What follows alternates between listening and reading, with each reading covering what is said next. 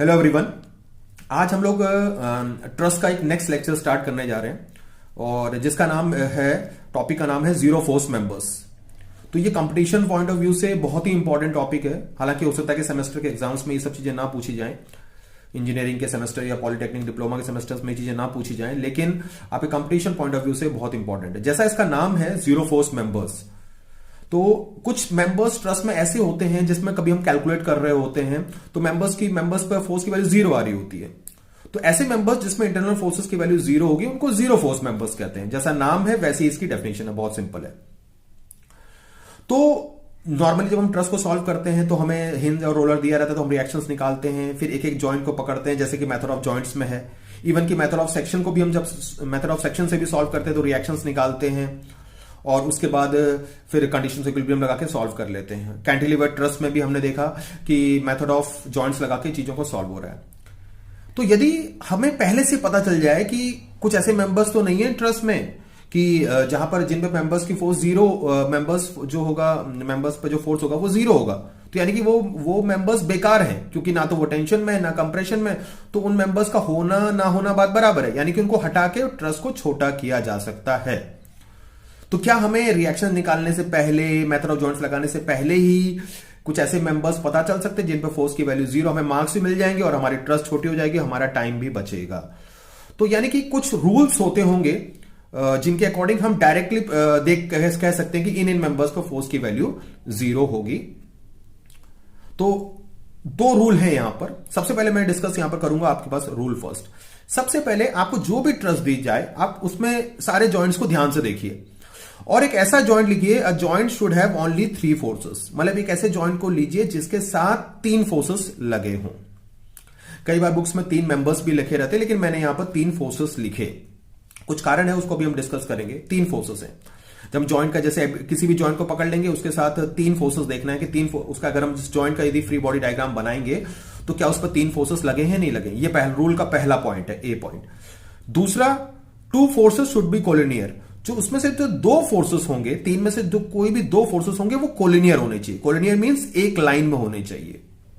Collinear नहीं होंगे तो ये रूल फॉलो नहीं होगा, यानी कि ये रूल्स का एक और पॉइंट है। फिर निष्कर्ष क्या निकलेगा, सी पॉइंट है, then the force in the third force is zero. यदि 2 फोर्सेस एक लाइन में हो जाएं तो उनके अलावा जो तीसरा बचेगा उस पर फोर्स जीरो हो जाएगा, यानी कि उस पर फोर्स को हम डायरेक्टली कह सकते हैं कि फोर्स जो हो जाएगा वो जीरो हो जाएगा। तो ये रूल है, रूल फर्स्ट। अगर ये दोनों पॉइंट्स पहले वाले आपके सेटिस्फाइड नहीं होंगे तो आप ये रूल नहीं अप्लाई कर सकते, तब आप नॉर्मली सॉल्व करेंगे। पहले आपको देख लेना है कि क्या ये रूल्स आपके किसी भी गिवन ट्रस्ट में फॉलो हो पा रहे हैं कि नहीं हो पा रहे हैं। अगर फॉलो हो रहे हैं तो अच्छी बात है, नहीं है तो फिर हमारे पास एक परंपरागत ट्रेडिशनल मेथड सही है, method of joints, method of section, जिससे हम प्रॉब्लम को सॉल्व कर लेते हैं। तो चलिए, रूल फर्स्ट को पढ़ रहे हैं, तुरंत उस रूल को हमें अप्लाई करना है, फिर बाद में रूल सेकंड आएगा तो उस रूल सेकंड को अप्लाई करेंगे। तो सबसे पहले रूल 1 पढ़ लिया। तो हमने एक ट्रस्ट आपके सामने गिवन है जो कि कैंटिलीवर ट्रस्ट, आप समझ रहे हैं, ये फिक्स, ये एफजी मेंबर जो है वो फिक्स किया गया, यानी कि ये कैंटिलीवर ट्रस्ट है। सॉल्व करने को तो हम इसको सॉल्व कर सकते हैं यूजिंग मेथड ऑफ जॉइंट्स, लेकिन हम यहां पर जीरो फोर्स मेंबर्स को स्टडी करना चाहते हैं। तो आपने ध्यान से देखा, ए जॉइंट है, C B D E F G. Okay, तो आपने देखा कि ऐसा जॉइंट पकड़िए जिसके साथ 3 फोर्सेस हो सकते हैं। जैसे अगर हमने मान के चले ए जॉइंट को देखा, मान के चले हमने ए जॉइंट को देखा, तो ए के साथ 3 लगे हैं, एक 10 किलो न्यूटन है, और अगर हम इसका फ्री बॉडी डायग्राम बनाएंगे तो एक एफ ए बी आएगा और एक एफ ए सी आएगा, यानी 3 तो है, यानी कि पहली कंडीशन तो सेटिस्फाई हो रही है। लेकिन 2 फोर्सेस शुड बी कोलिनियर, उनमें से 2 फोर्सेस एक लाइन में होने चाहिए। आप ये देखिए, 10 इधर जाएगा, ए बी वाला फोर्स इस डायरेक्शन में होगा, ए सी वाला फोर्स इस डायरेक्शन में होगा, यानी कि इन तीनों में से 2 एक लाइन में है ही नहीं। तो यानी कि ये रूल फॉलो इस ए जॉइंट पर नहीं होगा, क्योंकि अभी स्टार्टिंग स्टेजेस है। अब और कोई जॉइंट देखते हैं, और कोई जॉइंट ऐसा है जिसके साथ 3 लगे। हाँ देखिए, आपके पास बी है, यहीं से स्टार्ट होगा हमारा जीरो फोर्स का दिस रूल। इस बी जॉइंट को देखिए, इस बी जॉइंट के साथ 3 मेंबर्स लगे हैं, यानी कि अगर हम इसका फ्री बॉडी डायग्राम बनाएंगे तो 3 फोर्सेस बनेंगे, एक एफ ए बी होगा, एक एफ बी सी होगा और एक एफ बी डी होगा। और इसमें आप ध्यान से देखेंगे तो ये जो बी डी वाली लाइन है और ए बी वाली लाइन है, या फिर हम कह सकते हैं बी डी वाला जो फोर्स होगा और बी ए वाला है वो एक लाइन में है। तो यानी कि सेकंड कंडीशन भी सेटिस्फाई हो रही है। अगर ये कंडीशन सेटिस्फाई हो रही है तो हमने क्या निष्कर्ष निकाला था? थर्ड पॉइंट में कंक्लूजन ये था कि जो थर्ड वाला फोर्स होगा वो जीरो होगा। थर्ड वाला फोर्स मतलब बीसी मेंबर पर जो फोर्स होगा दैट विल बी जीरो। तो यानी कि इसको हम जीरो कर सकते हैं। तो यानी कि ये जीरो हो जाएगा, यानी कि इसको जीरो हम इस तरीके समझ सकते हैं। तो यानी कि इस मेंबर को आप रिमूव कर सकते हैं, हटा सकते हैं। इस मेंबर को आप हटा सकते हैं क्योंकि ये इस रूल्स के अकॉर्डिंग सेटिस्फाई हो रहा है, यानी कि बीसी पर फोर्स जीरो होगा। तो हम कह सकते हैं कि एफ बीसी पर जो वैल्यू आएगी डेफिनेटली विल बी जीरो। इसका मतलब है BC is zero force member. Okay, तो एक हमें मिल गया क्योंकि हमारा रूल यहां पर सेटिस्फाई हो रहा है। अब क्या आगे और मिल सकते हैं? अभी तो नहीं पता, अभी तो और देख के तो आपको लग रहा है सी पर तो 1 2 3 4 चार फोर्सेस हैं तो छोड़ दीजिए। डी पर 1 2 3 4 चार हैं, छोड़ सकते हैं। ई पर ये ऐसा समझने में आएगा, ऐसा सोचने में आएगा, लेकिन ऐसा नहीं है। अभी आपको देखेंगे ये ट्रस पूरी तरीके से इसके अंदर के जितने भी मेंबर सब गायब हो जाएंगे। कैसे? बीसी पर हमारा फोर्स जीरो आ चुका है, यानी कि ये मेंबर हमारा बेकार है, इसको हम हटा सकते हैं। यानी कि इसको जब हम हटाएंगे तो ये यहां से गायब हो सकता है। चलिए इस डायग्राम को दोबारा देखते हैं। देखिए कुछ सिचुएशन इस तरीके से थी, ये है, यानी कि इस पर मेंबर, ये जब हमने बी जॉइंट को सोचा, फील किया, तो ये वाला फोर्स हो गया दैट इज जीरो। अब हम जब इस मेंबर को रिमूव कर देंगे तो मान के चलिए ट्रस हमें कैसे दिखेगी। मान चलो इस मेंबर को हमने रिमूव कर दिया तो हमें ट्रस कुछ इस तरीके से दिखेगी।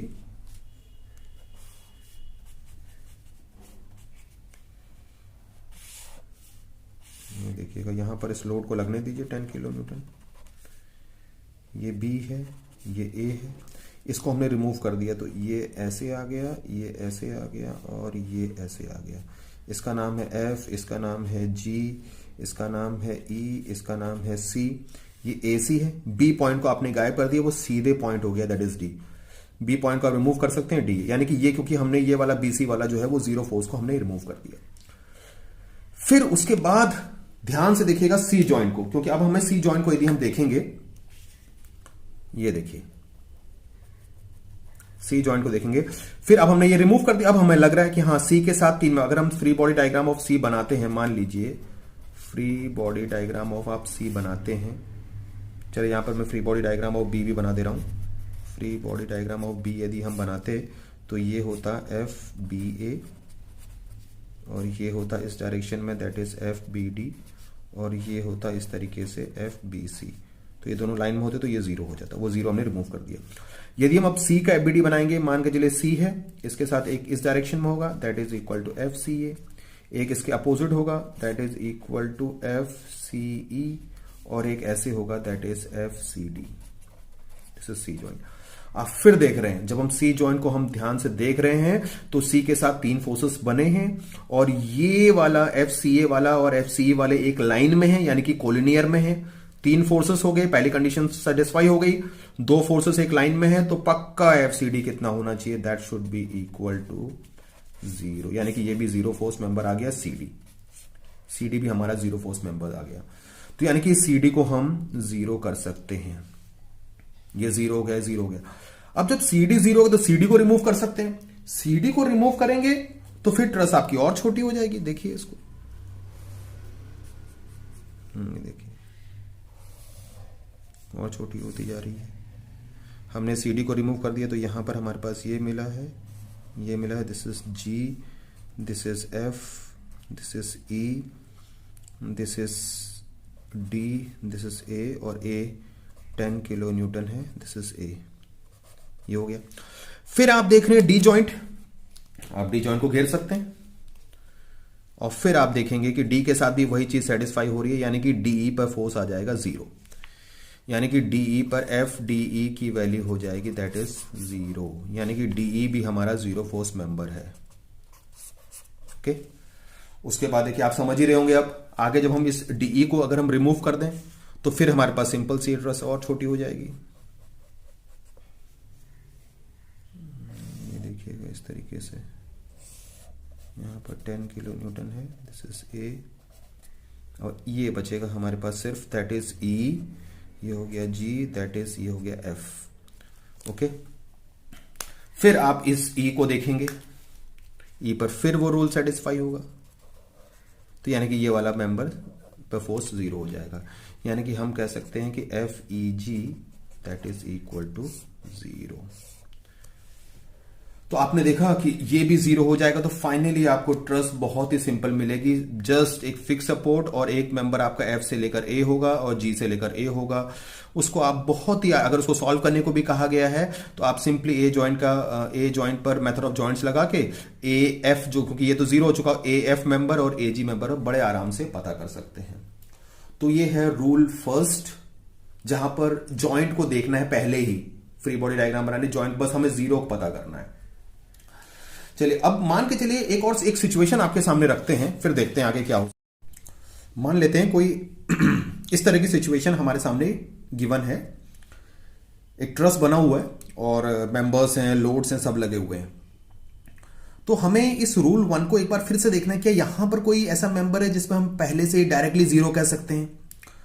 तो आप ध्यान से देखिए इस पूरे ट्रस्ट को देखिए, यहां पर जो है वो रोलर सपोर्ट है। तो यानी कि रोलर सपोर्ट पर अगर हम फ्री बॉडी डायग्राम बनाएंगे तो एक रिएक्शन होगा दैट इज बी वाई, और हिंज पर 2 रिएक्शंस होंगे दैट इज ए वाई और ए एक्स। ये चीज तो आप समझ ही रहे होंगे। आपने सारे जॉइंट्स को देखा, ध्यान से देखा, तो आपको एक जॉइंट बी मिला। जरा ध्यान से देखिएगा इस जॉइंट बी को। तो इस जॉइंट बी को यदि हम इसका फ्री बॉडी डायग्राम यदि बनाए तो इसके साथ देखिए 3 ही फोर्सेस लगे हैं। चूंकि रोलर सपोर्ट है तो एक ही रिएक्शन होगा। तो यानी अगर हम इसका फ्री बॉडी डायग्राम बनाते हैं, free body diagram of B, तो देखिए इस पर एक बी वाई है, ओके, वो भी कैलकुलेटेड नहीं है, कोई फर्क नहीं पड़ता, और एक मेंबर लगा हुआ है that is F B C, this joint is B, और इसके साथ एक मेंबर लगा हुआ है, एक और मेंबर लगा है दैट इज एफ बी ए। यहां पर भी आप देखिए इस जॉइंट के साथ 3 फोर्सेस हैं, 2 रिएक्शन के फॉर्म में है, और 2 इंटरनल फोर्सेस हैं और एक रिएक्शन के फॉर्म में है। फिर इन तीनों में से ये एफ बी सी जो मेंबर का फोर्स है और जो रिएक्शन है वो दोनों एक लाइन में है, तो यानी कि एफ बी ए 0 हो जाएगा। यानी कि member in the force that is F B A is 0, यानी कि बी ए हमारा 0 फोर्स मेंबर आए। तो इस सिचुएशन में भी हमारा वो रूल अप्लाई हो रहा है। थोड़ा ध्यान से समझना है चीजों को कि रोलर एक रिएक्शन देखता है और देखना है उस जॉइंट को कि वो 2 फोर्सेस एक लाइन में हो रहे हैं कि नहीं हो रहे हैं। ये चीज आपको समझनी है। ओके, चलिए ये तो हो गया हमारा रूल 1। अब हम देखते हैं रूल 2 क्या होता है।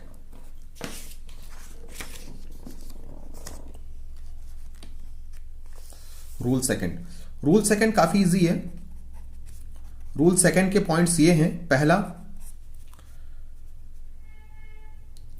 टेक अ जॉइंट, ऐसा जॉइंट लीजिएगा, take a joint to which only 2 members are connected, only 2, सिर्फ 2 मेंबर्स कनेक्टेड होने चाहिए, to which only 2 members are connected. Okay, second point उसका यह होना चाहिए कि no external load should act at the joint, no external load should act at joint, यानी कि कोई भी एक्सटर्नल लोड नहीं लगा होना चाहिए। तो निष्कर्ष ये निकलेगा, कंक्लूजन ये होगा, forces in both the members, forces in both the members is 0, यानी कि दोनों पे 0 हो जाएगा, दोनों पे 0 हो जाएगा। तो ये तो और अच्छा है कि भाई ज्यादा से मेंबर्स 0 हो जाए तो ट्रस्ट छोटी हो जाएगी, सॉल्व आसानी से सॉल्व हो जाएगा। चलिए इस रूल को तुरंत अप्लाई करते हैं। मान के चलते हैं कोई सिचुएशन हमारे सामने मौजूद है,